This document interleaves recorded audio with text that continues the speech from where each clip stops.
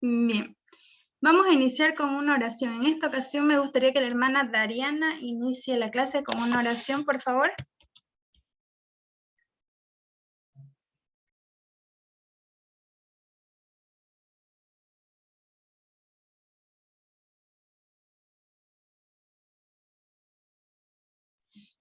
Hermana Dariana, ¿se encuentra por ahí?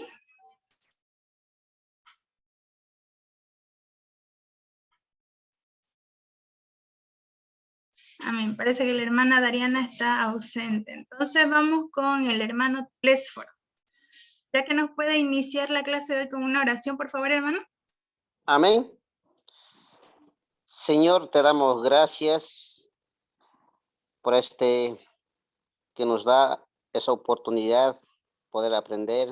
Así también honramos, Señor, que tráiganos, Señor, entendimiento tu palabra. Al quien oras, Señor, le das honra. Te damos gracias, Señor. Bendice a nuestra pastora, así también a nuestros hermanos, nuestras hermanas. En el nombre de Jesús, muchas gracias, Señor, por esta oportunidad. En el nombre del Padre, del Hijo, del Espíritu Santo. Amén. Y amén.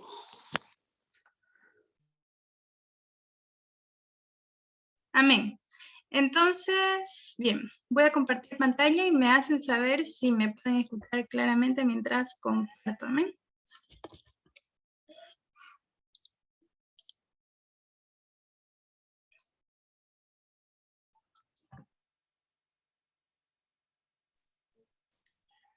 Ahora sí.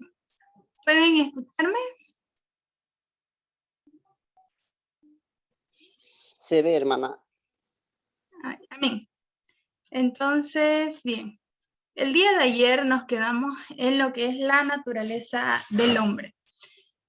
Y estábamos viendo acerca de la doctrina del hombre también, ¿no? Entonces, vamos a continuar con el tema y en esta ocasión me gustaría que alguien pueda leer desde aquí hasta acá, ¿no? Y luego lo vamos a ir desglosando el tema poco a poco. ¿Amén? ¿Quién se anima a leerlo? Es una lectura un poquito larguita. Amén, pastora. Amén. Dice, buenas noches a todos, hermanos. Dice, la naturaleza del hombre. La doctrina del hombre, antropología bíblica, contempla mínimamente su naturaleza, su condición antes de la caída y posterior decadencia. Todos estos aspectos, la Biblia los desarrolla y expone de manera precisa y clara. La antropología, antes de Génesis 3, nos manifiesta el origen del hombre y su condición semejante a Dios. Luego de la caída se aborda a un hombre separado de Dios. En decadencia, es necesitado de redención. A. Los elementos sustitutos de la naturaleza humana. ¿Qué elementos compone al ser humano? ¿Qué elementos lo distinguen del resto de la creación? Existen dos teorías que tratan de abordar y responder a la cuestión de la constitución básica del hombre. La dicotomía sostiene que el hombre presenta una porción material y otra inmaterial, el cuerpo y el alma o espíritu respectivamente, propiamente el elemento material y la mente. La tricotomía sostiene que el hombre está constituido por tres elementos: espíritu racional, el alma animal y el cuerpo. B. El estado primitivo del hombre. La Biblia contradice contundentemente la teoría común de que el hombre, comenzando en un estado primitivo, ha ido desarrollándose hacia su civilización.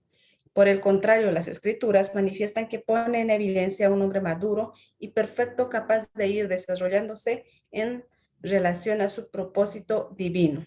En cuanto a la edad del hombre y su inicio, se presenta la postura de unos cuantos miles de años, 6 para ser exactos. Muy al contrario de la creencia de millones de años evolutivos para el desarrollo del hombre en la tierra. Entonces dijo Dios, hagamos al hombre a nuestra imagen, conforme a nuestra semejanza. ¿Puede deslizarlo, pastora? Ahí, gracias. Y señoré, y creó Dios al hombre a imagen de Dios lo creó, varón y hembra los creó. Génesis 1, 26, 27. Y vio Dios todo lo que había hecho, y aquí que era bueno en gran manera. Génesis 1, 31. C. El origen del alma. ¿Cuál es el origen del alma humana? ¿De dónde provino este elemento moral y espiritual que posee el hombre? Se expusieron tres teorías principales en respuesta a esta interrogante. El aspecto físico en relación a la raza humana no es debatido aquí, sino el aspecto inmaterial. La teoría de la preexistencia de las almas. Posición herética que afirma que el estado previo del alma responde a las formas variadas de condición con las cuales el hombre viene a este mundo. Es decir, las almas existían antes de adquirir un cuerpo y esto determinaba las diferencias visibles en el mundo material. La teoría creacionista.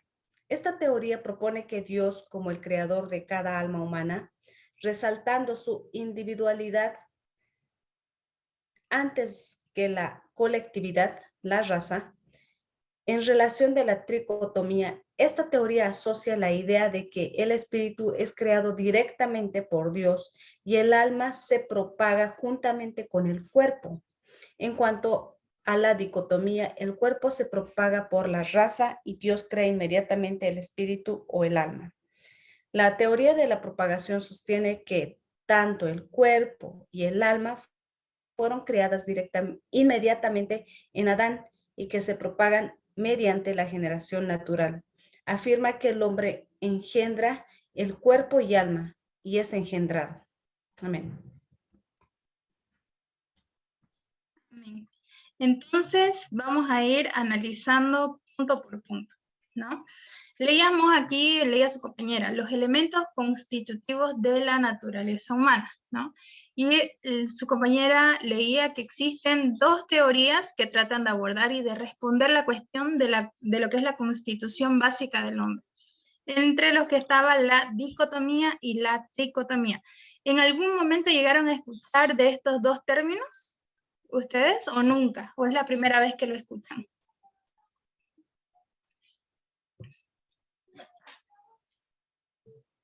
¿De todos es la primera vez que escuchan ese término de la dicotomía y la tricotomía? Primera vez que escucho yo, hermano. Sí, sí, pastora. Primera vez. Primera vez, Wow. pastor. Bien, entonces lo que es la dicotomía y la tricotomía, vamos a ir analizando poco a poco y lo vamos a ir explicando. Denme un minuto, por favor. Lo que pasa es que le voy a pedir a mi hermana que baje un poquito el volumen de la música y vuelvo, por favor.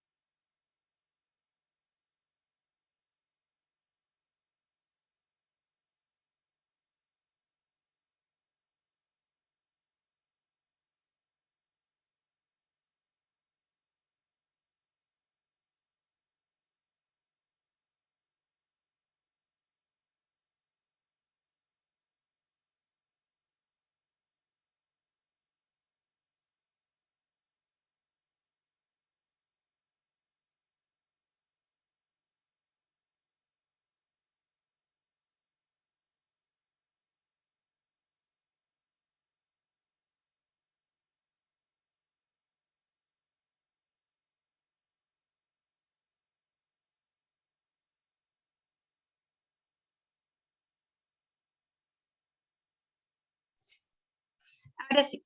Bien, entonces hablamos de lo que es la dicotomía. La dicotomía sostiene que el hombre presenta una porción material y otra inmaterial, es decir, el cuerpo y el alma o espíritu respectivamente.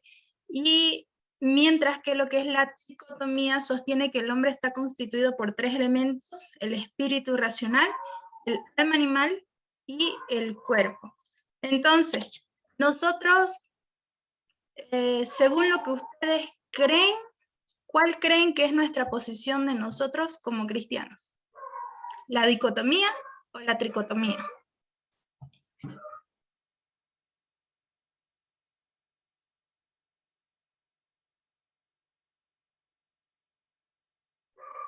¿Qué dicen? ¿Cuál nosotros podríamos sostener de ambos términos que recién estamos aprendiendo? ¿La dicotomía o la tricotomía? Yo creo que dice, porque la tricotomía dice que con tres elementos, el espíritu racional, el alma animal y el cuerpo. La Biblia no nos menciona que el hombre tiene un alma animal. Ya, entonces, ¿qué usted sostendría? ¿Dicotomía? Amén, hermana, en la dicotomía, porque nosotros como cristianos es el cielo o el infierno, las decisiones. Ya, ¿alguien más?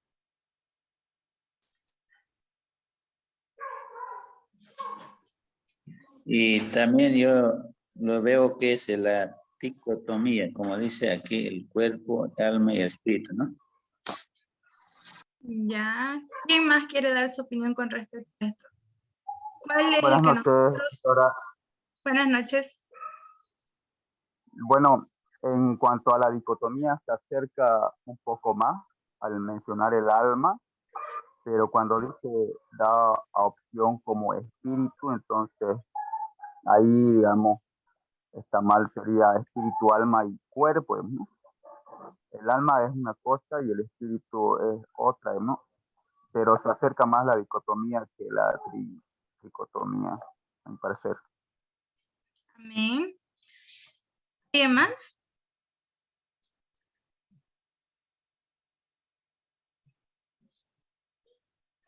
Ya, a ver, cuando hablamos de tricotomía versus la dicotomía del hombre, estamos viendo cuál punto es correcto, ¿no? ¿Qué punto de vista es correcto?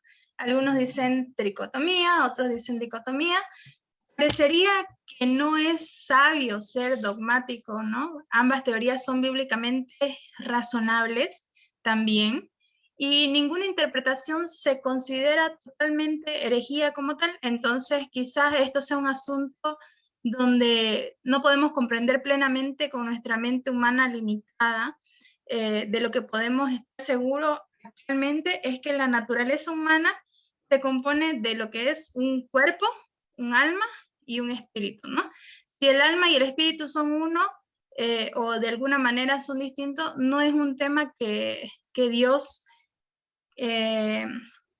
escogió, como se dice, para dejar muy claro en su palabra, ya sea que para usted crea que es dicotomía o en la tricotomía, debería ofrecer su cuerpo, ¿no? Como sacrificio vivo, según lo que dice Romanos 12:1, y agradecer a Dios por salvar su alma. Entonces, ambas, lo que es la dicotomía y la tricotomía, son muchas veces sostenidas actualmente por los cristianos, ¿no? Entonces, hay algunos que dicen, no, nosotros somos lo que es dicotomía, otros dicen, no, nosotros sostenemos la que es la tricotomía porque está constituido de 3 elementos. Entonces, parecería un tema, bueno, en realidad es un tema de debate, pero al final, como les decía, ustedes tienen que tener la libertad de poder expresarse y la libertad de poder escoger qué teoría o qué concepto van a decidir escoger sostener ustedes como teólogos, ¿no? Si van a si van a agarrar o adquirir lo que es el concepto de la dicotomía o de la tricotomía. Entonces, yo principalmente, yo sostengo lo que es la dicotomía, obviamente, pero también creo que en realidad el concepto de dicotomía está como un poquito, o bueno, vendría a ser como alma, cuerpo y espíritu, pero la tricotomía lo pone de una forma diferente en su concepto como tal. Entonces, es como que un tema debatible, ¿no? Como que aquí y allá, pero nosotros como maestros o docentes no le vamos a imponer a ustedes qué es lo que tienen que creer. Son ustedes los que van a ir eligiendo qué creer y qué posición tomar de acuerdo a la palabra y de acuerdo a cómo el Espíritu Santo se los vaya revelando en su palabra a ustedes, ¿no? Entonces, si usted decide escoger lo que es la dicotomía, ya sabe qué es lo que está escogiendo creer, ¿no? O lo que está, la posición que usted está tomando. Y es que el hombre se va a presentar como una porción material y otra inmaterial, ¿no? Donde está el cuerpo y el alma o espíritu respectivamente. Propiamente el elemento material y la mente, según lo que dicen algunos. Otros lo dicen o lo denominan, bueno, en realidad las personas no cristianas, ellos lo ven como la razón o la emoción con el cuerpo material. Entonces, es un tema debatible que lo vamos a ir viendo más adelante, lo vamos a ir aclarando lo que es lo de la dicotomía y la tricotomía. Y, de hecho, respecto a este tema, es una de las tareas que les quería dar a ustedes, pero como el tiempo es muy corto y no les va a dar, o bueno, no nos va a dar, incluso con las clases, ¿no? Que están siendo un poquito largas, no nos va a dar para tener una clase donde podamos debatir totalmente acerca de esto, porque es un tema extenso. Entonces, traté de que todos estos temas, porque como les dije, son temas que se deberían de llevar en 6 meses, pero con ustedes los estamos llevando en un mes de manera intensiva. Entonces no podemos profundizar a cabalidad en cada uno de los puntos.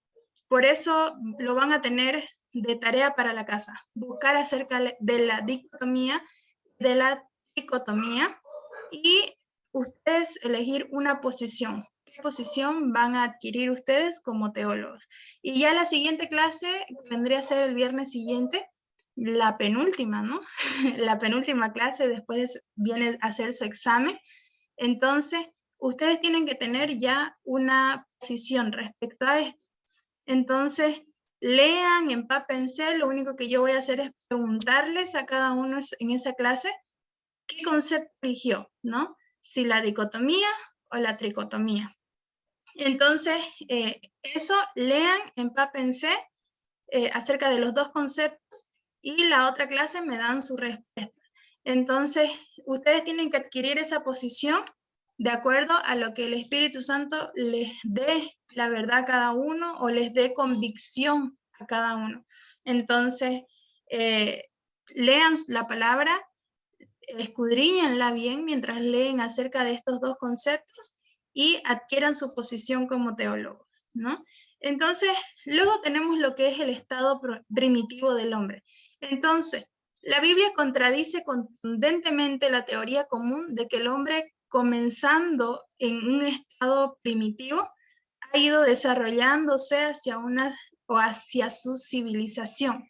Por el contrario, las escrituras manifiestan y ponen en evidencia a un hombre maduro y perfecto, capaz de ir desarrollándose en relación a su propósito divino. En cuanto a la edad del hombre y su inicio, se presenta la postura de unos cuantos miles de años, 6 para ser exactos, muy al contrario de la creencia de millones de años evolutivos para el desarrollo del hombre en la tierra. Entonces dijo Dios, hagamos al hombre a nuestra imagen, conforme a nuestra semejanza, y señoree, y creó Dios al hombre a su imagen, a imagen de Dios los creó, varón y hembra, según lo que dice Génesis, capítulo 1, versículo 26 al 27. Y vio Dios todo lo que había hecho, y aquí que era bueno en gran manera. Entonces, este concepto del estado primitivo del hombre, aquí podemos ver que entran muchos aspectos, ¿no?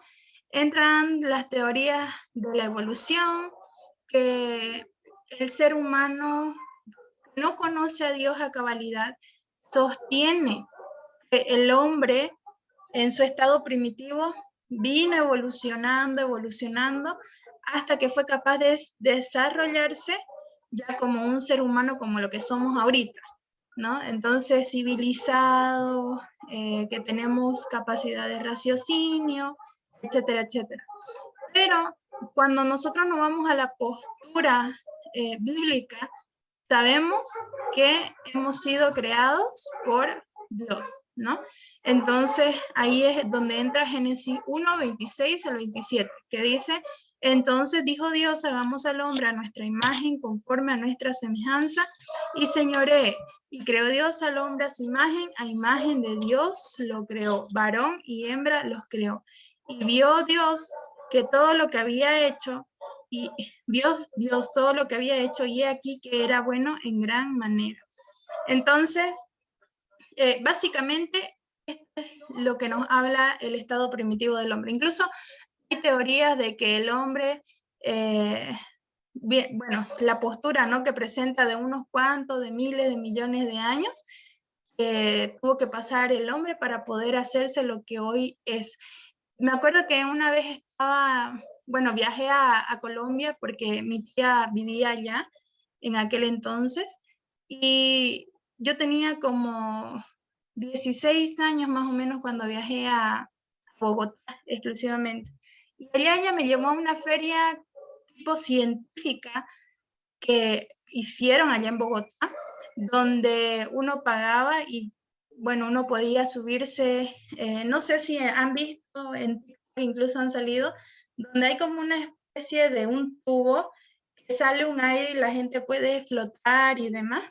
Entonces había eso, había simulador de como que si uno estuviera en el espacio, habían juegos, pero también había algo que era muy particular, que era la primer pantalla ovalada del mundo, ¿no? Y ellos lo tenían en Bogotá, porque ahí se había desarrollado y cosas así. Entonces me acuerdo que yo entré a esa sala y era una sala así, o sea, una sala de cine, pero con una pantalla ovalada, ¿no? Y la pantalla era como que uno se sentaba y uno quedaba mirando para arriba, ¿no? Entonces era capaz uno de ver tanto aquí como la pantalla, que era así, entonces uno quedaba viendo como si estuvieran las estrellas. ¿Y cuál era lo que ellos presentaban? Presentaban el espacio al inicio en su propaganda, cuando comenzó ya lo que fue su teoría de la evolución. Lo que ellos creían, o lo que ellos mostraban ahí en esa pantalla, fue que el hombre fue creado de una bacteria, ¿no? Entonces, y mostraban cómo apareció la bacteria, de qué forma se creó en el espacio, y cómo fue que poco a poco esa bacteria se fue convirtiendo en un animal y luego pasó a ser un dinosaurio, y de ese dinosaurio pasó a ser un lagarto, luego una tortuga, luego un mono, y luego llegó hasta ser el ser humano que es hoy. Y fue como que, ¿qué? ¿No? ¿Qué acabo de ver? Pero fue tan interesante cómo ellos lo sostienen y lo creen y lo enseñaban ahí, que me di cuenta que hay personas que de verdad creen esto.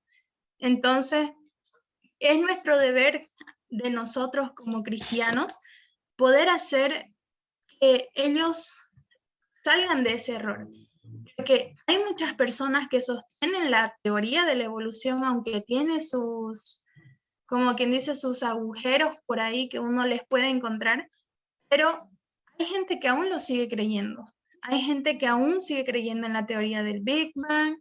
Hay gente que aún sigue creyendo en esta teoría de que el ser humano nació de una bacteria. Hay gente que cree que el ser humano simplemente fue un puff y se creó, ¿no? Entonces hay muchas posturas respecto a de qué manera el hombre pasó de un estado primitivo a un estado civilizado, que es lo que somos actualmente. Entonces nosotros tenemos que ser capaces de sostener con la Biblia que esto no es así como la gente lo cree allá afuera, porque la gente sin Cristo sabemos que tienen un montón de teorías erradas. Entonces es por eso que la verdad, o sea, la palabra nos ilumina la luz de la verdad para que nosotros podamos alumbrar, ¿no?, en medio de tanta tiniebla a estas personas que están cegadas por un conocimiento falso.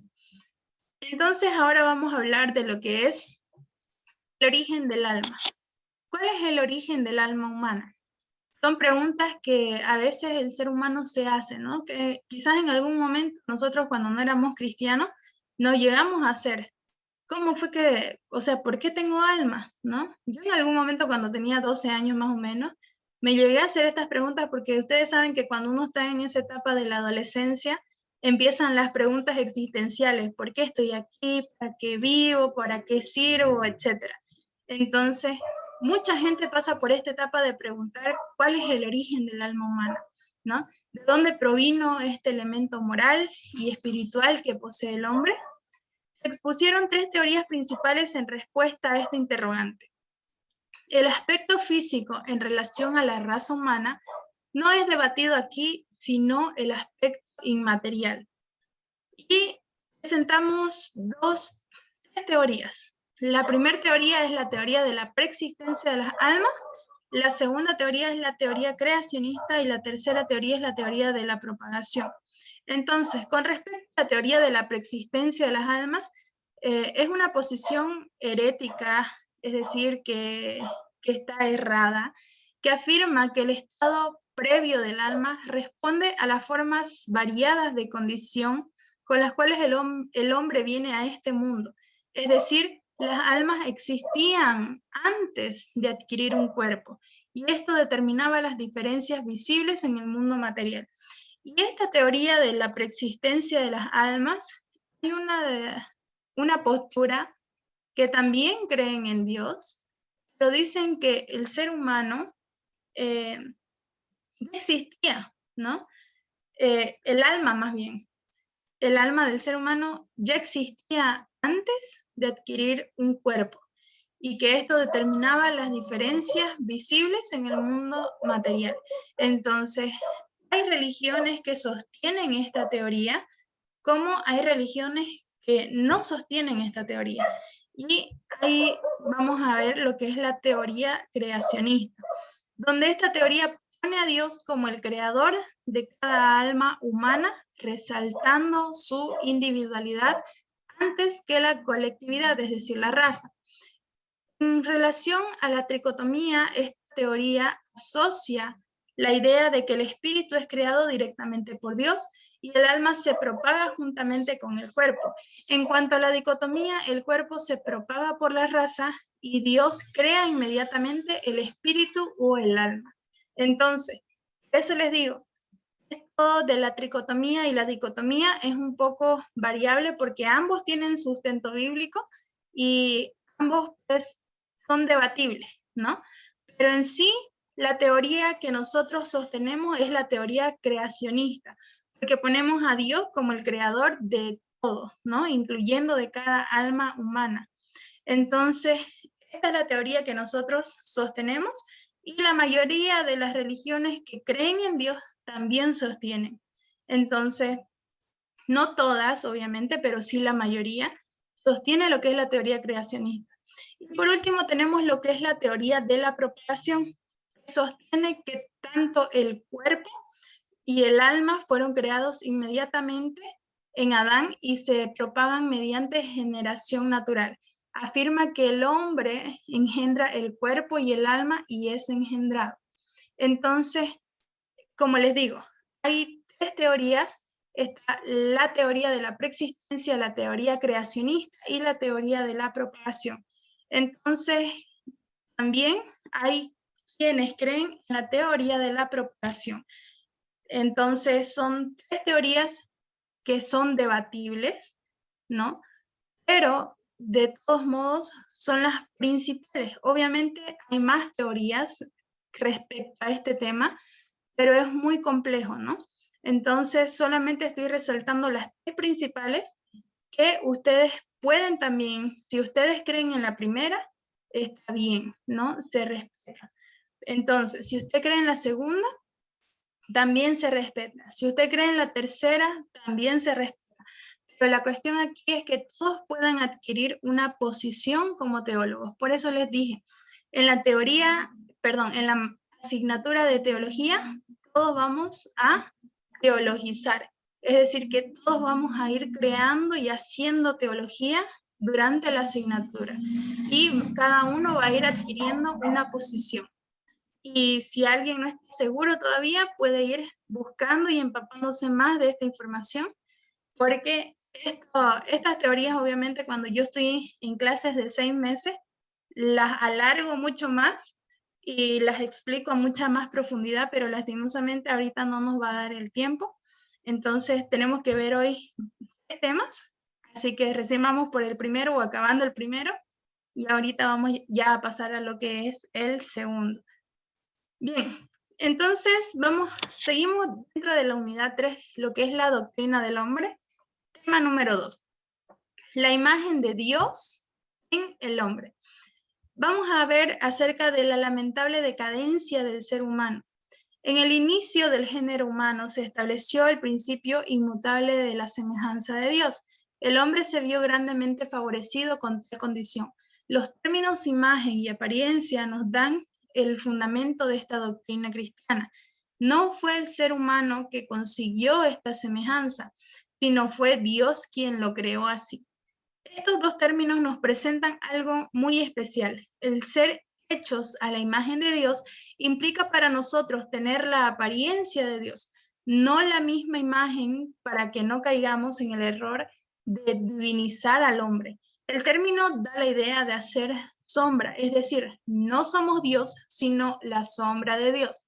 La palabra hebrea demut nos presenta el significado de semejanza y expresa la idea de modelo y realización, teniendo a Dios como modelo. Representa su propósito en la tierra, el ser hecho a la semejanza del Hijo de Dios. En el Antiguo Testamento, Daniel, capítulo 4, encontramos ejemplo de la lamentable decadencia del hombre. Existió un emperador llamado Nabucodonosor, que ya todos lo conocemos, quien, a sabiendas que el Dios de los cielos y la tierra lo hubo constituido como Rey Supremo, este enalteció su corazón, y este hombre, creado a imagen y semejanza de Dios, adoptó, a causa de un juicio decretado, la semejanza de una bestia, hasta el punto de serlo aún físicamente. En el Nuevo Testamento, en Marcos capítulo 5, versículo 1, también hallamos el caso de un hombre que vivía en Gadara. Este era conocido por su deplorable situación. Había perdido el juicio por la influencia de demonios, moraba en los sepulcros y, a razón de lo peligroso que se había vuelto, era atado con cadenas. Estos casos nos demuestran cómo el mismo hombre puede ser llevado a asumir una condición infrahumana, sujeto al menosprecio. Claro está que no es Dios el que lleva al hombre a tal situación. Todo esto es el resultado del pecado. El pecado que, al apartarnos de Dios, abre la puerta a la destrucción, al decaimiento moral y aún físico. Con todas estas evidencias podemos asumir que Satanás, el adversario del hombre, busca constantemente sumergir al hombre en la decadencia moral al hombre, consumiendo aún su misma condición física hasta convertirlo en un animal. La voluntad de Dios es toda opuesta a esto, pues se registró en la Biblia que Dios desea hacernos conforme a la imagen de su Hijo Jesucristo. Entonces, con respecto a esto de la lamentable decadencia del ser humano, aún nosotros en la actualidad podemos llegar a ver esto, cómo el enemigo logra hacer que pasemos de ser imagen y semejanza de Dios a ser algo que es, como decía aquí, infrahumano, ¿no? Entonces, yo me acuerdo que un día fuimos a un hospital a evangelizar con mi familia y nunca se me olvida porque éramos súper nuevos en la fe. No teníamos ni un mes de convertidos. Lastimosamente no tuvimos la oportunidad de tener ningún guía espiritual. Nuestro único guía espiritual para nosotros durante aproximadamente unos 6, 7 años de convertidos, fue Dios. Pero me acuerdo muy bien que al primer mes, o bueno, de hecho en la primera semana de convertidos, Dios nos hizo ver a mí y a mi familia, o más bien permitió que podamos liberar a una persona, ¿no? Que también era de nuestra familia. Entonces, tanto esta persona nos tocó liberar en la primera semana de convertidos, como aquella persona que después de un mes, cuando fuimos al hospital, vimos y comenzó a manifestarse ese espíritu, vimos cómo el enemigo los tenía en una condición tan mala que, por ejemplo, yo me acuerdo que entré al hospital y mi familia se esparció porque todo el mundo quería ir a evangelizar y dejarle un folleto y hablarles de la palabra de Dios porque estábamos en nuestro primer amor, ¿no? Estábamos en ese fuego del primer amor y todos queríamos hablarle a Dios de todo lo maravilloso que es Él, de todo lo que Él hacía. Y me acuerdo bien que en una de esas yo entré en una de las recámaras y vi a una señora que estaba postrada en una cama con unos fierros en las piernas que atravesaban sus piernas. Entonces, creo que eso se le pone cuando está roto el hueso. Pero en cuanto esta persona me vio, vi cómo le cambió la mirada a la primera liberación que había tenido hace un mes atrás, ¿no? Entonces, yo dije, Señor, se demonio, no, yo soy demonio, Señor, ¿qué hago? Entonces esta persona vi cómo el enemigo comenzó a manifestarse a través de ella y comenzó a hacer cosas de animales, ¿no?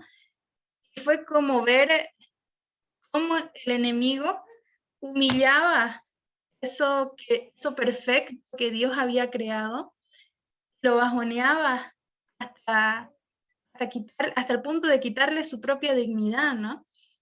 En este momento, cuando estas personas están así, no tienen, o más bien algunos sí tienen conciencia de lo que está pasando, pueden ver lo que está pasando, pero no pueden hacer nada al respecto porque lo que está dentro de ellos es más fuerte. Y creo que este era el caso de esa señora, porque comenzó a tener manifestaciones como si fuera un animal, y aquella pierna que estaba rota comenzó también a moverla. Y entonces comenzaron a venir los doctores y comenzaron a agarrarla, anestesiarla, y no fue más, ¿no? Porque obviamente se estaba haciendo daño a sí misma, o más bien no era ella, sino era lo que estaba en ella que provocaba que pues decaiga más su salud, podríamos decirlo así. Entonces, esta es una lamentable decadencia del ser humano. ¿Hasta qué punto puede llegar a caer tan bajo de acuerdo a sus decisiones, malas decisiones? Porque sabemos que Dios permite que nosotros tomemos decisiones. Entonces, a veces cuando tomamos malas decisiones, este tipo de cosas pueden llegar a que el ser humano decaiga en lo más bajo, como se dice. De que podamos ver, por ejemplo, actualmente, si nosotros pasamos por la Ramada o por algún mercado, no va a faltar que veamos a una o dos personas semidesnudas caminando por la calle. Entonces, vemos esa decadencia del ser humano, ¿no? Cómo el enemigo destruye el cuerpo del ser humano. Entonces, similar a lo que vimos aquí, ¿no? En el Nuevo Testamento, en Marcos 5, que todos conocemos al endemoniado en Gadara, ¿no? Todos hemos oído en algún momento su historia. Entonces, similar. Eso es lo que nos habla lo que es la decadencia o la lamentable decadencia del ser humano. Y ahora para reflexión y discusión. ¿Cómo respondemos a la interrogante ¿en qué nos asemejamos a Dios, ya que Él nos hizo a su imagen y semejanza? ¿Qué opinan ustedes? Les voy a dar, a ver, un minuto para que puedan pensar en esto. Un minuto y luego me pueden decir su respuesta. Si quieren o si gustan usar versículo bíblico, mejor. Ya saben que teólogo sin Biblia no es teólogo.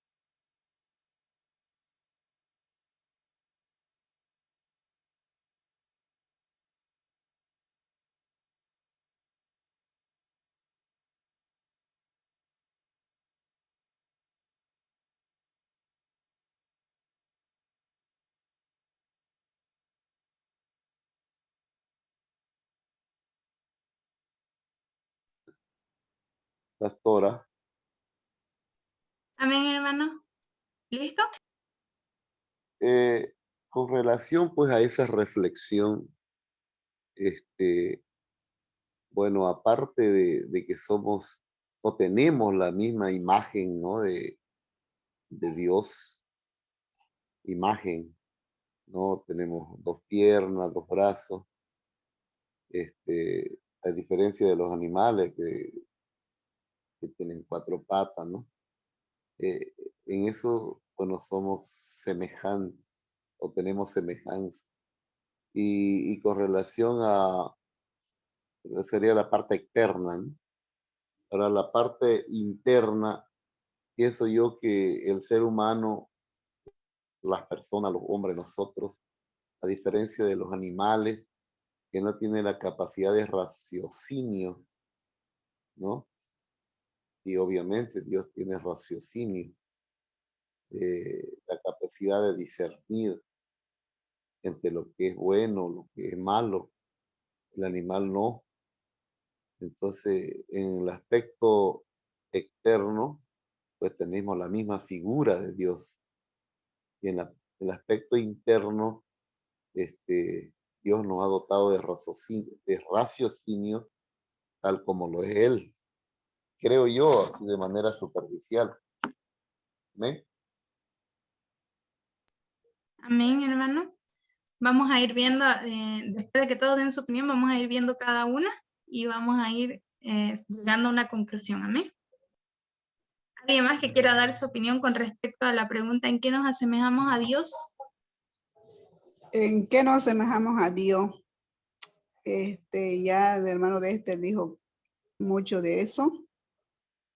Estamos en Génesis cuando Dios crea al hombre y en el 2:7 Génesis dice, entonces Jehová Dios formó al hombre del polvo de la tierra, sopló en su nariz aliento de vida y el hombre llegó a ser un ser viviente.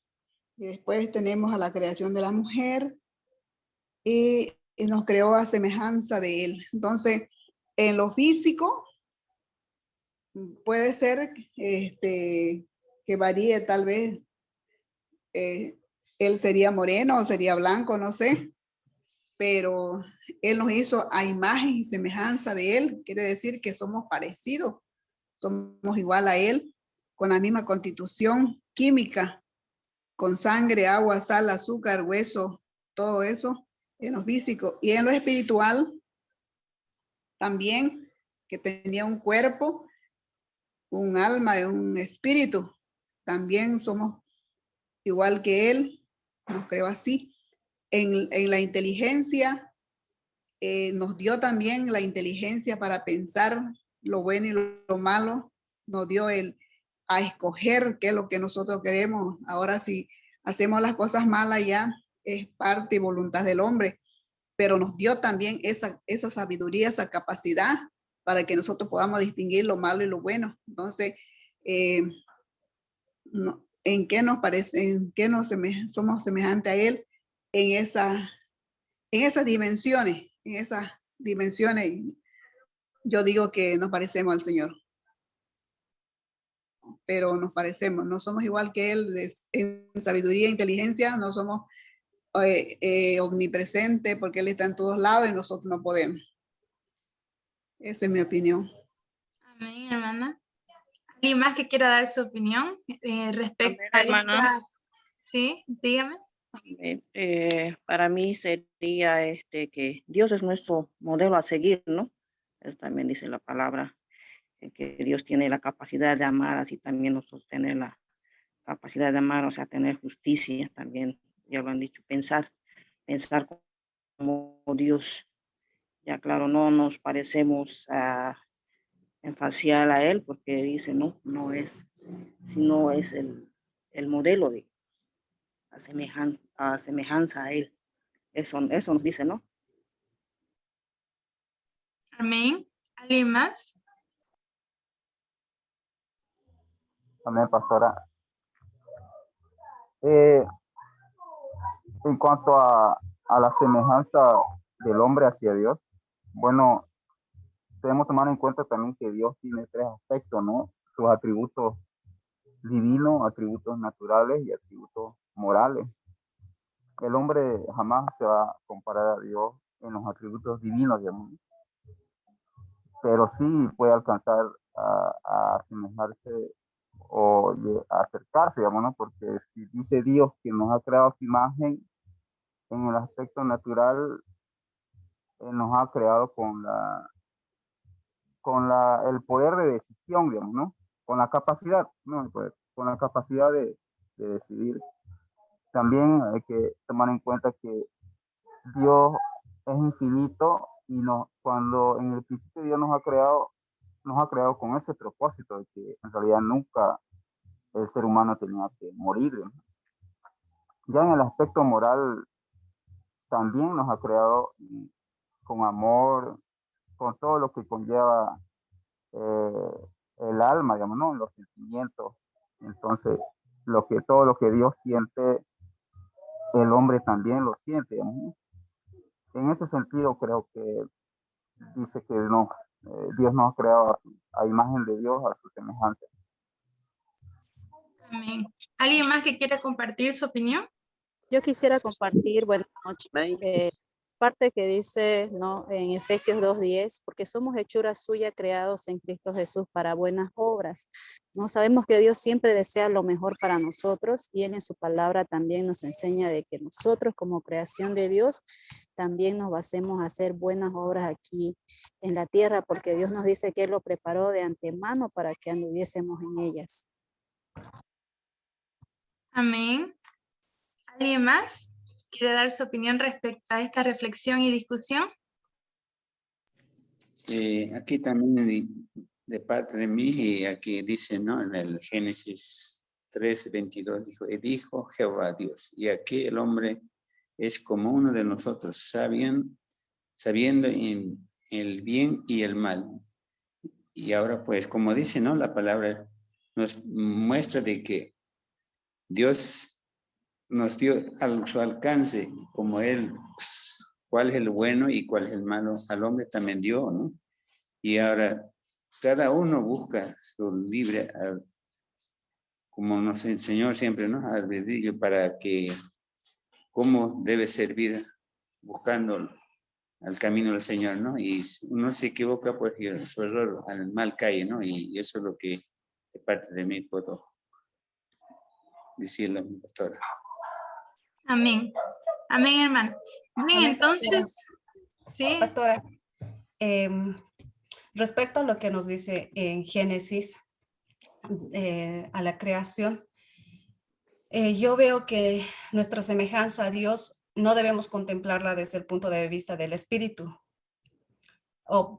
Debemos contemplarla desde el punto de vista del espíritu y no así de la materia.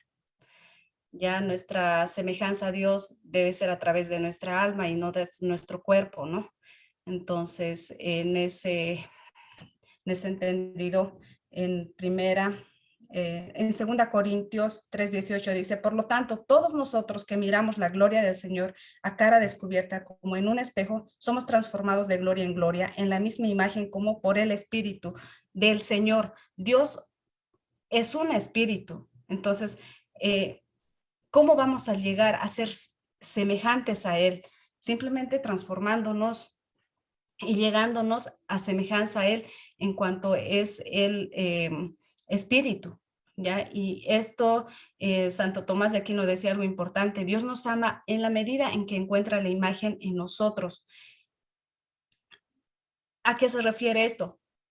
Al amor, como está escrito en Juan, no recuerdo exactamente, a 1 Juan 4:16 dice, les voy a leer en 1 Juan exactamente como dice, 1 Juan 4:16. Dice así: y nosotros hemos conocido y creído el amor que Dios tiene para con nosotros. Dios es amor, y el que permanece en amor permanece en Dios y Dios en él. Entonces, para mí, esa es la semejanza de Dios, no tanto en la parte física y demás, ¿no? Eso, licenciada. Amén. Amén, hermana. Amén. Hola, Sí, hermana. buenas noches, le habla su alumna Esther. Bueno, Sobre el punto que trató, miren, para mí, Dios nos ha hecho sus hijos, ¿verdad? Sus hijas. Dice en Génesis, en el principio creó Dios los cielos y la tierra. Y la tierra estaba desordenada y vacía, y las tinieblas estaban sobre la faz del abismo, y el Espíritu de Dios se movía sobre la faz de las aguas. Esos dos versículos, ¿sabe qué nos ayuda? A veces nosotros somos desordenados, como personas somos desordenados en nuestra familia o qué sé yo, en nuestros estudios. Pero aquí Dios nos muestra que nuestro Dios fue un Dios de orden, que empezó a acomodar. Yo ahora que entiendo y bien la palabra de Dios, nos muestra su amor, su paciencia, su misericordia, porque Él es un Dios de orden, ¿verdad? Uno. También dice que creó al hombre a su imagen y semejanza. ¿Por qué dice a su imagen? El hombre tiene que ser fuerte. La mujer le sacó de la costilla para que no sea cabeza ni para que sea cola. No le sacó ni de los pies ni de la cabeza, sino le sacó de la costilla. ¿Para qué? Para que sea su ayuda idónea, un complemento más. Entonces Dios nos muestra aquí que Dios ha sido tan sabio que nos ha dado, hasta ahorita nos muestra las armas como buen cristiano, cómo tenemos que llevarlo, ¿no? Para mí realmente es un padre que me educó, me formó en el vientre de mi madre y me hizo completita. Hasta ahorita no puedo ver en mi cuerpo que no me falte nada, sino que me lo ha hecho. Yo pienso que realmente él es un padre de verdad y es amoroso, pero también tiene sus límites. Y cuando él se enoja, ay no, imagínese, hay que agarrarse fuertemente. Él es soberbio también y es celoso con sus hijos. Solo eso sería mi opinión, pastora. Gracias. Amén. Amén, hermana. Había un hermano más que estaba hablando que quería amén. tomar la palabra. ¿Sí? Amén. Yo lo que estaba viendo, que el bien y el mal, el Dios nos ha creado a su imagen. Pero el hombre tiene que saber perfectamente, como a su imagen de Dios, escoger cosa bien.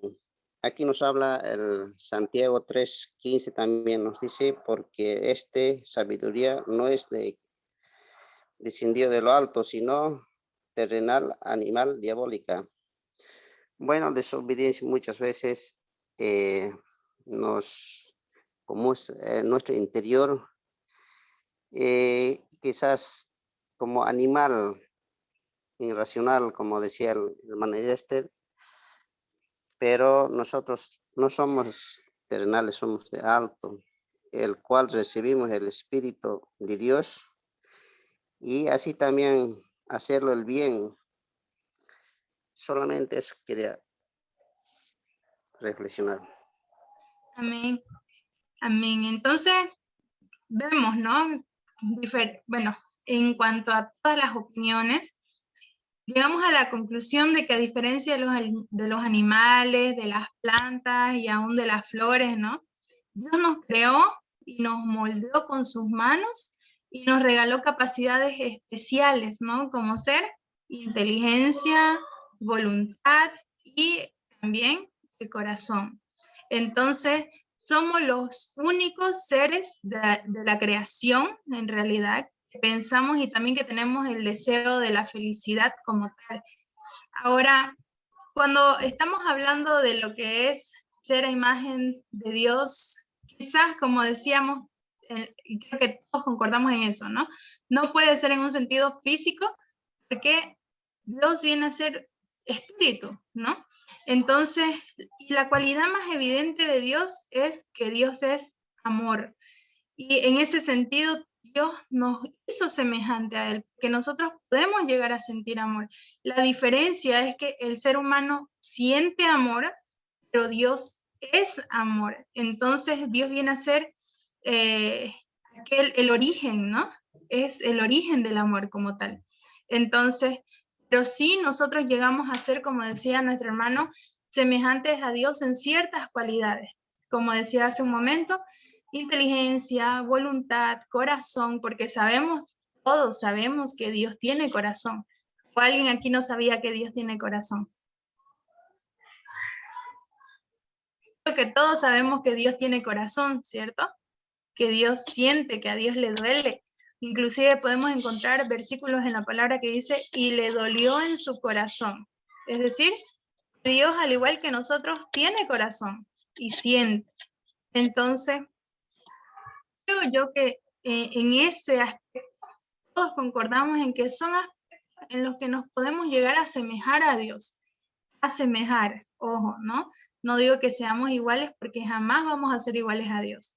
Entonces, bien, cerramos este punto y pasamos a lo que es el tema número 3. Seguimos con lo que es la unidad 3, la doctrina del hombre. Pero en este tema número 3 vamos a hablar de lo que es la responsabilidad del hombre ante Dios. Entonces, creer que el hombre fue diseñado y creado por Dios sin propósito ni responsabilidades es un absurdo teológico. Desde el relato del Génesis encontramos al hombre bajo el régimen de Dios, asumiendo responsabilidades y comisionado a dar buenos frutos en la tierra. Recordemos a Adán en el huerto de Edén, de cómo fue constituido guardador de aquellas tierras seguidamente y teniendo ante él los animales, tuvo el encargo de ponerles nombre. ¿Qué tuvo Dios en mente al hacer esto? ¿Qué enseñanza podemos extraer de aquel relato? ¿Qué creen ustedes? A ver, se las hago la pregunta a ustedes. ¿Qué tuvo Dios en mente o qué creen ustedes que tuvo Dios en mente al hacer esto? ¿Y qué enseñanzas podemos extraer de aquel relato?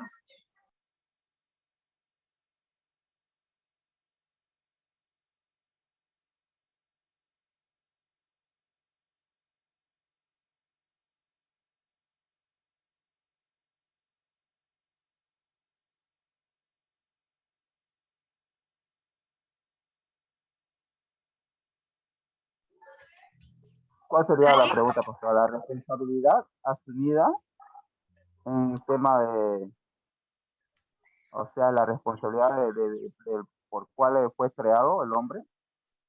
No, estamos hablando aquí, dice, recordamos a Adán en el huerto del Edén de cómo fue constituido guardador de aquellas tierras seguidamente y teniendo ante él los animales, tuvo el encargo de ponerles nombre. ¿Qué tuvo Dios en mente al tomar esta acción con Adán? ¿Y qué enseñanza podemos extraer de aquel relato?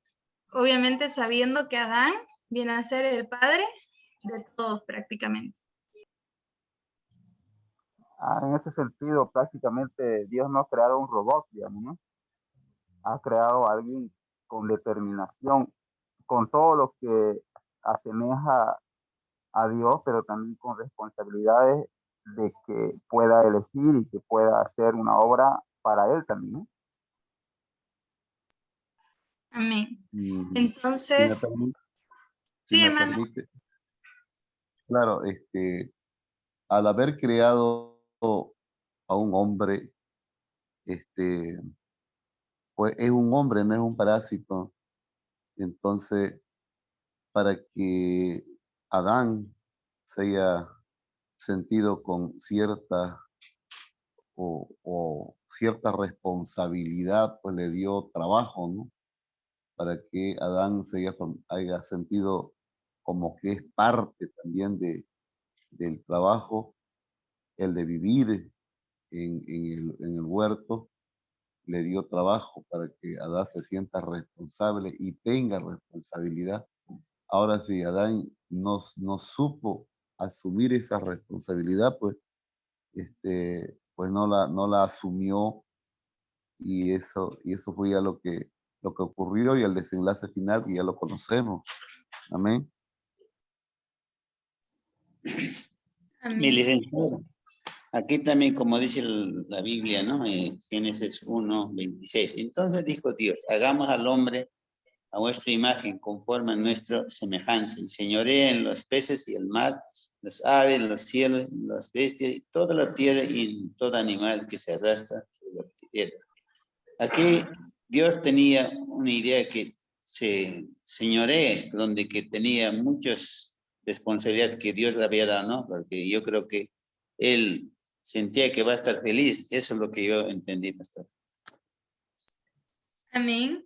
Entonces, vemos, ¿no? De lo que leemos. El ser humano fue creado y diseñado con un propósito. Y cuando nosotros actualmente en el mundo vemos a personas sin propósito, es muy notable, ¿no? Por ejemplo, la mayoría de las personas que se han suicidado son personas que no encontraron un propósito en su vida o una responsabilidad en su vida. Entonces, estas personas, al ver que no están con propósito, quizás alguien no les habló de que realmente sí tienen un propósito, de que se sienten inservibles para estar aquí, que nadie les va a hacer falta, ¿no? Entonces, son personas que tienen un vacío en el corazón. Y este vacío solamente puede ser llenado con Dios y con la presencia de Dios. Entonces, para responder a la pregunta, ¿qué tuvo Dios en mente al hacer esto? Creo yo que lo que Dios tuvo en mente fue que el hombre se sienta responsable, se sienta útil, ¿no? Porque a veces nosotros como seres humanos, cuando no nos sentimos útil, empezamos a tener ciertas crisis, ¿no? Ciertos conflictos con nosotros mismos. Aún cuando nosotros, espero no sea el caso, pero si es que en algún momento han llegado a sentirse medio tibios y comienzan a sentir que ya no son útiles en la obra, porque como sabemos, nadie es indispensable para Dios, y cuando comenzamos a sentir a sentirnos inútiles para servir a Dios, comienzan a haber ciertos conflictos con nosotros mismos, ¿no? Entonces, creo yo que si Dios no le hubiera dado ni propósito ni responsabilidad a Adán, me imagino que Adán se hubiera sentido en una crisis, ¿no? Probablemente hubiera llegado hasta el borde del suicidio, tal vez. Entonces, son cosas que Dios pensó muy minuciosamente, y creo yo que a Dios también no le gusta. Dios no es un Dios de soledad, ¿no? Dios es un Dios que le gusta estar también o escucharnos, estar cerca de nosotros. Entonces creo que es algo que también tenemos una semejanza a Dios, que siempre tendemos a estar cerca de alguien. Por eso Dios dijo, no es bueno que el hombre esté solo. Entonces, ahí vemos que Dios pensó siempre en todo, ¿no? Le dio la responsabilidad de ¿qué? De tener una familia, le dio la responsabilidad de guardar la tierra que le dio la responsabilidad de poner nombre a los animales, le dio muchas responsabilidades para que él como ser humano se sienta útil, ¿no? Creo yo que esa es la enseñanza que podemos extraer extraer de este relato. Entonces, la responsabilidad asumida por Adán básicamente es la responsabilidad para toda la humanidad. Contextualizando la enseñanza, encontramos riquezas espirituales muy profundas. Entonces, vamos a hablar ahora lo que es el todo del hombre. ¿Qué elementos debemos considerar para entender mejor la realidad de la responsabilidad del hombre ante Dios? Debemos comprender en primera instancia que la humanidad toda como creación de Dios está sujeta a las normas de Dios. Es por eso que se presenta la realidad y presencia de leyes espirituales universales que no tienen nada que ver con la postura o criterio humano deficiente, sino con la sabiduría y determinación de Dios. El Coelet nos presenta algunas pautas ante esta realidad. Él expresa lo siguiente: el fin de todo discurso oído es este: teme a Dios y guarda sus mandamientos, porque esto es el todo del hombre, porque Dios traerá toda obra a juicio, juntamente con toda cosa encubierta, sea buena o sea mala. Y vemos aquí Eclesiastés capítulo 12, versículo 13 al 14. Según la Nueva Traducción Viviente, expresa el verso del verso 13. Porque ese es el deber que tenemos todos. Básicamente nuestra responsabilidad ante Dios trasciende lo material. Una verdad indiscutible es que vamos a dar cuenta ante la autoridad superior divina más cuál es el deber espiritual del hombre. Entonces, más bien, una verdad indiscutible es que vamos a dar cuenta ante la autoridad divina, ¿no? Entonces, ¿cuál es el deber espiritual del hombre aquí? Tenemos inciso A, de que el deber del hombre es temer a Dios. Esta verdad está muy arraigada en el Antiguo Testamento. Desde sus inicios, el pueblo hebreo entendió que temer a Dios era y es la forma correcta de vivir. Incluso hoy esto lo tenemos presente, que un ser humano sin temor a Dios es capaz de hacer muchas cosas, ¿no? Entonces, el temor de Dios no se limitaba a un sentimiento de admiración, tampoco de miedo. El temor de Dios consistía en observar y cumplir los mandamientos de Dios. El término yaré del hebreo nos da la idea de una experiencia personal ante el Creador, conociéndolo de manera sorprendente, asombrosa, maravillosa y estupenda. Este elemento nos lleva a cuán personal puede y debe ser la relación del hombre con Dios. Porque para nosotros tener temor de Dios, tenemos que tener esa relación con Dios. Porque si no, ¿cómo voy a tener ese temor? No temor del malo, ¿no? Temor del bueno. ¿Cómo voy a tener ese temor si yo no conozco a la persona a esa persona, en este caso, ¿no? Que viene a ser Dios. Entonces necesito tener un vínculo, una relación para que ese temor se vaya creando. Y es ahí donde el ser humano, para tener temor de Dios, necesita conocer las Escrituras. Y cuando no conoce las Escrituras ni conoce a Dios como tal, entonces ese temor no hay. Y es por eso que vemos muchas personas en el mundo sin temor de Dios, que divagan por el mundo y divagan, pero es porque simplemente Dios no está en sus corazones, ¿no? O no han conocido al Dios de verdad. Entonces, ¿cuál es otra responsabilidad del ser humano?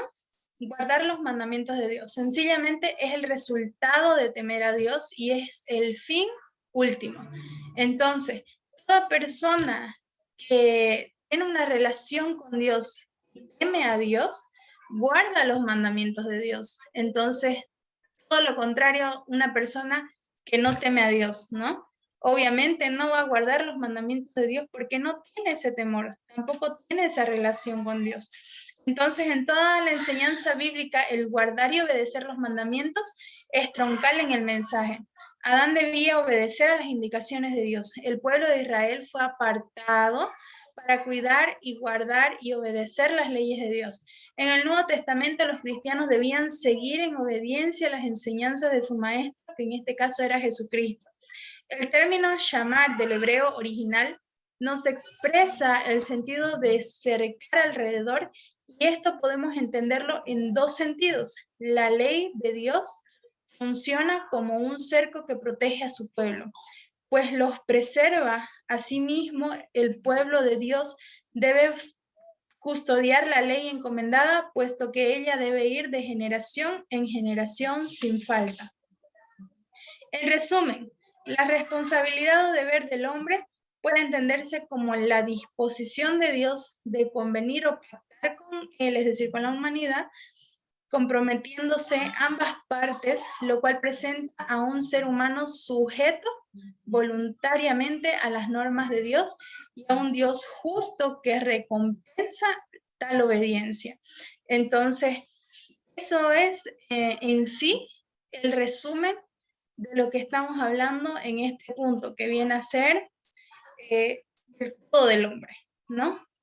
¿De qué manera puede llegar el todo del hombre por medio de la responsabilidad que tiene este?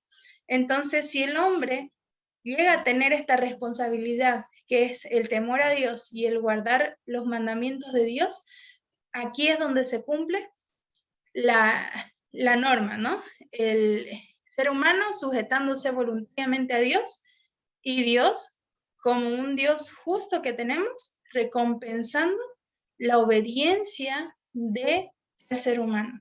Entonces, esto es todo lo que vamos a ver por la unidad número 3, y vamos a pasar a lo que es la unidad número 4.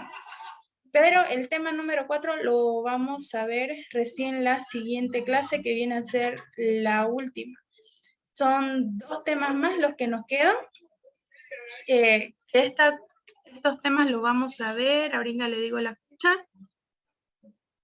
Lo vamos a ver el viernes 28 y el sábado 29.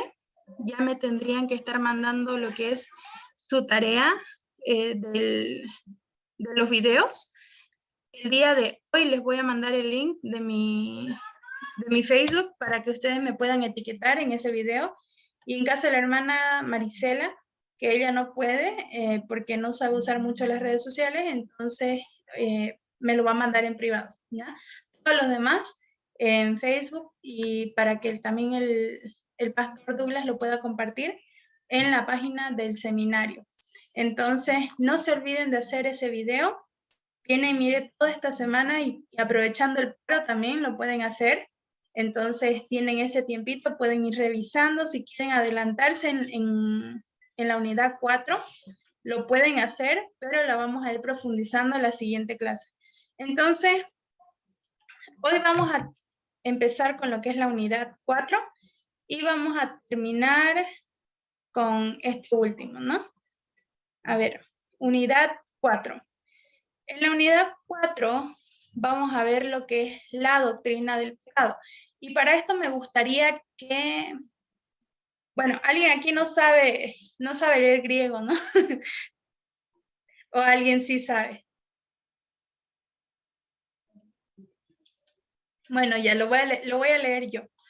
Entonces dice, la disciplina bíblica que estudia lo concerniente al pecado se llama amartiología, el griego amartía, del cual derivamos el término amartao, cuyo significado es originalmente errar el blanco, traducido comúnmente como pecado. El pecado es una doctrina importante en el sistema teológico cristiano. Está muy ligado a la doctrina del hombre, puesto que en él este elemento se hizo presente. En Dios el pecado jamás existió. Él no diseñó y nunca dispuso para el hombre, nunca la dispuso para el hombre. Dios es luz y ninguna tinieblas hay en él. Comprender su naturaleza del pecado, identificar sus consecuencias y alcances es importante para distinguir la culpabilidad del hombre y, por tanto, el camino para su redención. Es importante para el estudioso de la Biblia desarrollar un criterio correcto y bíblico de esta doctrina, para así comprender las demás enseñanzas vinculadas con la misma. Entonces, en lo que es la doctrina del pecado, vamos a estar viendo básicamente esto, ¿no? Que en Dios jamás ha existido el pecado y cómo aún cuando su Hijo Jesucristo estaba en la cruz y estaba recibiendo todo, ¿no? Todo el pecado de la humanidad, fue cuando Dios, ¿no? No pudo estar cerca de Jesús. Entonces hasta el mismo Jesús dijo, Padre, Padre, ¿por qué me has abandonado? ¿No?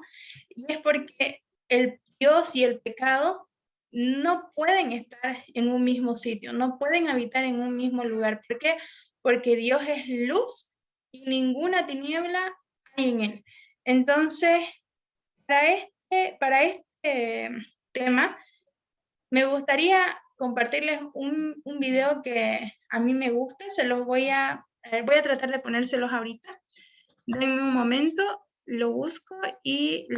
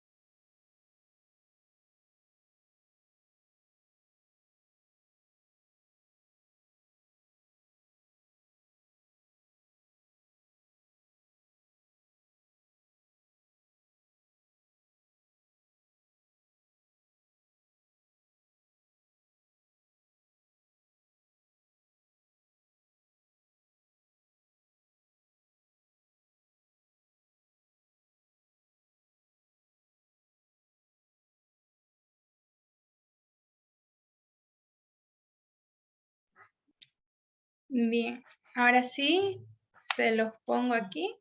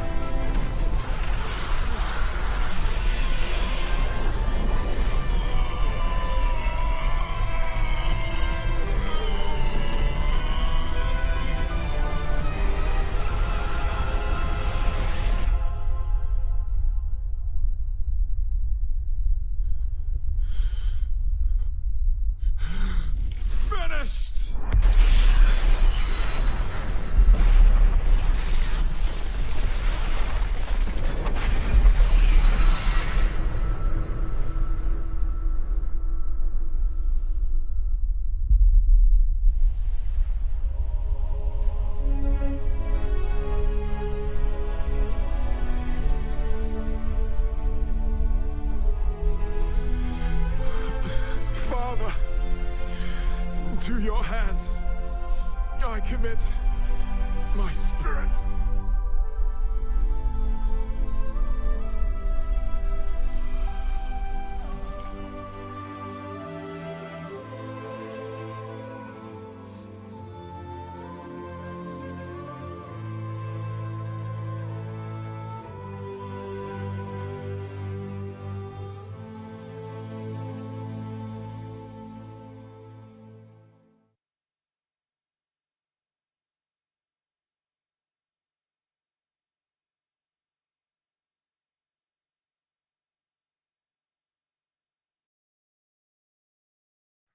Amén. Entonces, ¿qué era lo que quería que podamos ver en este video? Quizás está en inglés, pero en este video lo único que en realidad decía o mostraba, ¿no?, de manera más gráfica, era cómo a un Dios amando tanto a su único hijo, en ese momento donde su hijo estaba, como se dice, ¿no?, en las peores, Dios no pudo habitar ahí, ¿no? Y ahí lo ven o lo pudieron ver de una manera más ilustrada. Quizás no sucedió así quizás en el mundo espiritual, pero no lo pudimos ver o no se pudo ver como tal con los ojos, o tal vez sí, no lo sabemos porque no estuvimos presentes en ese momento, ¿no? Pero lo que sí pudimos ver o podemos notar ahí es a Jesús diciendo: Padre, Padre, ¿por qué me has abandonado? ¿No? Y esto es por lo mismo, porque en Dios el pecado jamás existió, Él no lo diseñó, nunca la dispuso para el hombre. Entonces, vemos aquí que comprender su naturaleza del pecado, identificar sus consecuencias y alcances importantes para distinguir la culpabilidad del hombre y, por tanto, el camino para su redención es importante, ¿no? Entonces, todo esto lo vamos a ir comprendiendo y lo vamos a ir viendo porque está muy ligado a lo que es la doctrina del hombre. Entonces, porque el pecado es, como quien dice, el rasgo más evidente del ser humano, ¿no? Entonces, aquí ya estamos viendo lo que es la amartiología, que es el estudio del pecado, ¿no? Entonces, hay una materia, o no sé si la dan en el seminario, que es específicamente de esto, pero de todos modos lo vamos a tocar a grandes rasgos. Entonces, es una disciplina bíblica que estudia todo lo concerniente al pecado. Y obviamente es extensa, pero la vamos a tratar de hacer lo más breve posible para que ustedes la puedan entender a grandes rasgos, y en caso de que tengan la materia de amartiología la puedan ver mejor con el docente que les vaya a tocar. Entonces, bien, en esta nueva unidad vamos a completar los objetivos triple P, que son el objetivo profesional, que conoce la doctrina del pecado al describir su naturaleza y sus consecuencias, y al refutar enseñanzas contrarias a la palabra de Dios. También vamos a ver lo que es el productivo, donde el estudiante va a identificar y redactar los beneficios del estudio de la teología en relación a la condición humana a través del análisis de la naturaleza del hombre y la provisión de Dios ante tal realidad. Y por último vamos a ver el objetivo personal, donde el estudiante va a reflexionar y valorar sobre la importancia de entender correctamente la doctrina del pecado y cómo esto afecta a su vida personal. Y tenemos un caso reflexivo, pero este caso reflexivo lo vamos a tocar la siguiente clase. Es decir, que en esta clase no vamos a tocar el tema, pero sí la siguiente clase lo vamos a tocar el caso reflexivo. De todos modos, lo vamos a leer para que usted vaya reflexionando durante la semana acerca de esto, ¿no? Leo el caso reflexivo. Es muy común creer que el hombre es y será imperfecto, y hasta se ha hecho un argumento digno de ser llamado la mejor excusa. En el ambiente cristiano, algo similar puede estar sucediendo. ¿Será cierto que los creyentes son perdonados y no perfectos? ¿La condición de perfección no es algo aceptable y creíble? En la teología paulina se encuentran referentes al estado perfecto en el hombre renovado y que no implica algo adquirido después de la muerte o en el más allá. Aquí surgen algunas preguntas merecedoras de reflexión. ¿La condición de perfección implicará no pecar nunca más? ¿En qué sentido somos perfectos entonces? Diremos, en definitiva, que una comprensión adecuada de las doctrinas cardinales del cristianismo nos llevará a entender más claramente el mensaje bíblico, aunque éste tenga que referirse al pecado. Entonces, este caso reflexivo, reflexionenlo toda la semana y vamos a ir con las preguntas de reflexión para la siguiente semana, que también se las voy a leer para que vayan pensando. Tenemos primeramente por qué es importante la doctrina del pecado, qué peligros corre el cristiano que carece de un correcto conocimiento de esta doctrina.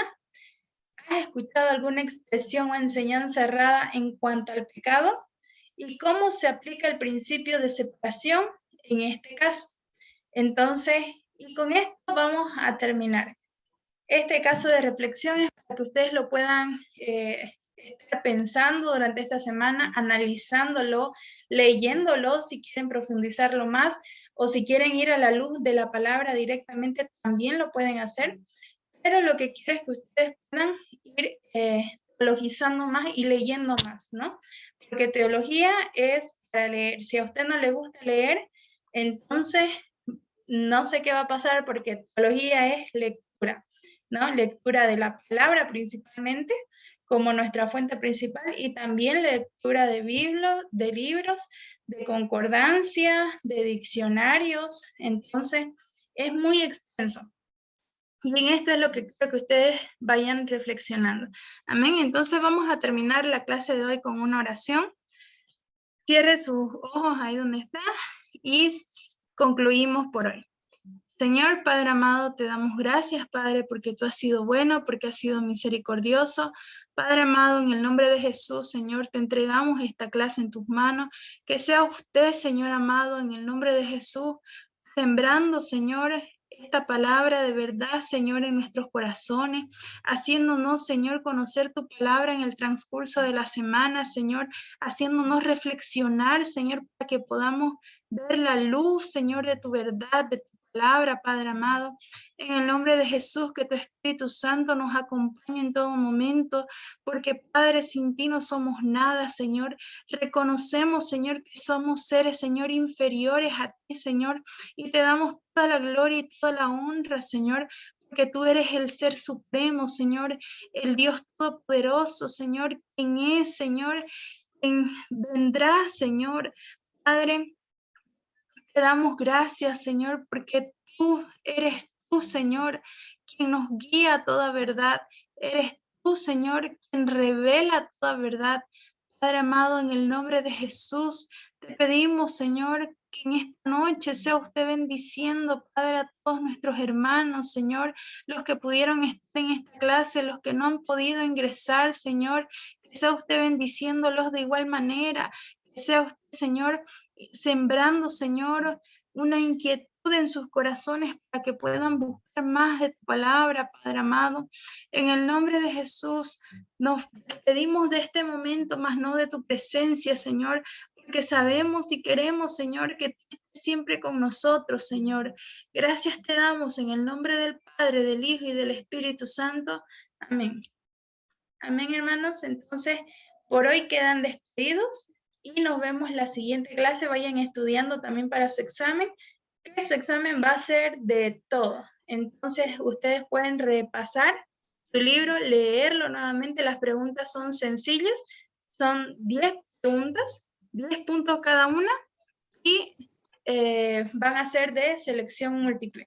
La última vez que tuvieron, o los que tuvieron ya clases conmigo, saben que lo damos en una página y que solamente es de seleccionar, ¿no? Entonces tienen opciones múltiples para que ustedes puedan responder. Entonces no es necesariamente que van a escribir, pero lo que sí quiero es que ustedes vuelvan a leer los temas, repasen los temas, porque el examen va a ser de todo lo avanzado.